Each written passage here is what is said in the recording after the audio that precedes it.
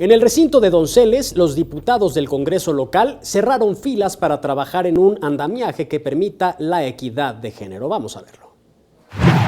La Ciudad de México requiere un compromiso serio con las mujeres ante el escenario de violencia, discriminación y los pendientes que aún existen en materia de igualdad de género, señaló la diputada Ernestina Godoy Ramos, presidenta de la Junta de Coordinación Política, durante la instalación de la Comisión de Igualdad de Género en el Salón Benito Juárez del Congreso capitalino.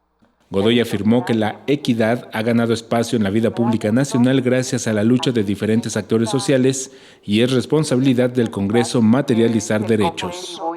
Ahora toca pelear para que ese catálogo de derechos que se establecen en la Constitución y sobre todo en este tema de igualdad de género realmente tengan una expresión en las leyes secundarias que permita avanzar, relanzar lo que no se alcanzó a trabajar, a aprobar en la constituyente.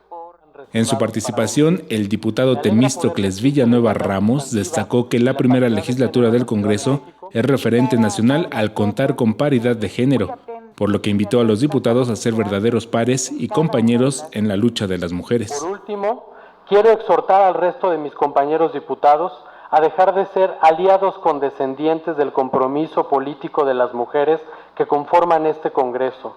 Los invito a convertirnos en verdaderos pares y compañeros de lucha. El compromiso con la causa de igualdad se muestra con acciones, no solo con los discursos políticamente correctos.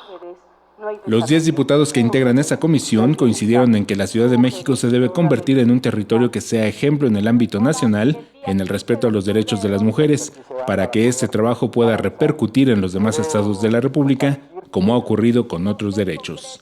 Con imágenes de Javier Martínez, Alberto Álvarez Santana, 21 Noticias.